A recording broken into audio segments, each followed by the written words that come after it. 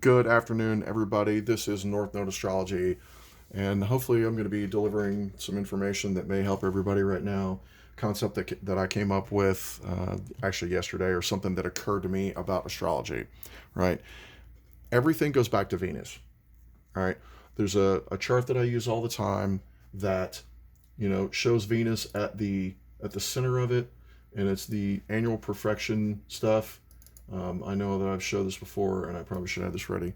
So, at the center of this chart is a symbol for Venus, right? That is the center of us. That's the core of everything that all of us do all the time, right? And I was wondering if I couldn't look at charts in a way to aim everybody back to that Venus, right? Because that's all of us want to feel good. And, spiritual teachers have been telling us that for thousands of years and probably, before that. And, you know, even non-spiritual teachers, intellectual teachers are telling us, do what feels good, go towards the things that are going to light us up, right? So at 5:15 p.m. today on the East Coast of the United States, June 5th, 2022, this person, sun sign Gemini, Scorpio rising, this person's entire existence is wanting to create a physical aesthetic, right? Something that's beautiful, something that's valuable, something that creates, even value in their heads, right?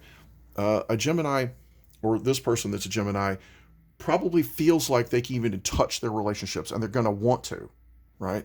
That Venus and Taurus wants to be grounded, and it wants to be able to make drastic changes, right, if necessary, and if these values aren't met.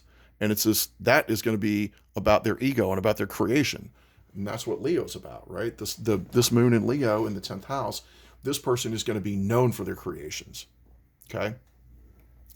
But they're going to start out in the world with a little bit of skepticism, because they know that the people that they're intimate with, right, is going to be the only people that are going to know them, that know their inner self, right? One of the difficulties that people have with Geminis is they don't have a filter, right?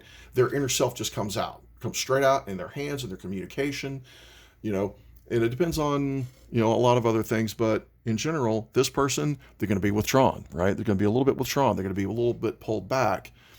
They're going to be very forceful when they push out into the world, right? What they create, fifth house in Aries, right? Mars in Aries here. And they're also going to be like that in their daily life, right? But more so, setting in their daily life. But their creations, the rulers of Pisces here for their fifth house are both in the fifth house. Powerful creators. So whatever human beings that were born on the earth, that's, on the East Coast of the United States, or even on the West Coast for that matter. Actually, those are going to be different rising signs. But they're going to move out into the world with a little bit of mysteriousness with that Scorpio. They're going to be looking for people to be intimate with. They're looking for people they're going to be able to, they're going to want to show that to, right? But that Venus and Taurus is going to be the core of that. What makes them feel good? They're going to need to know that the way they push out in the world, South Node, it's going to have to be safe, right? They're going to have to be able to accept the transformation that happens in the structure of their mind, and there's going to need to be an element of magic. Like, there's not going to be a lot of details here in this art, whatever it is they create, whether they're children. Actually, I suspect this person is definitely going to have some children, right? 10th house Leo with the moon there, they're going to be kind of moody about their kids, and they're going to have to have a lot of structure here in the home, right? Jupiter in the fifth with Mars in Aries and 10th house. Whoever these individuals are that are born right now, they're going to birth a lot of things, situations or otherwise. They're going to be powerful creators, right? And in this moment, all of us were powerful creators, but these individuals, they're going to move forward. It's like frozen time for their whole life. That's what all of us are. The moments that we're born, that's that unfolding of all of us, and we're all trying to get back to Venus, right? If their home life if their home life has structure, if it's possibly quite technological, right? Think about all the technology in your homes, but it's got to be stable, right? It's got to be Saturn, and it needs to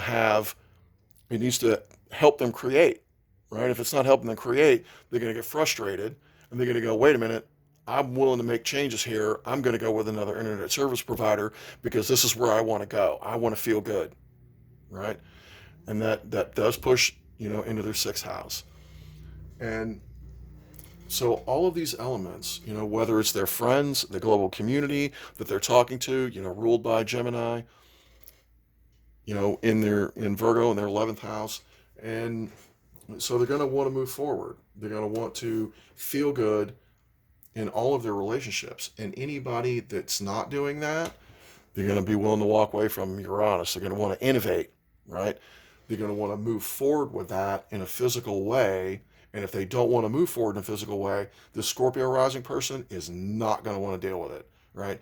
Gemini is a fast mind, and they're going to identify themselves as very Scorpionic, right? So a lot of these things take care of themselves.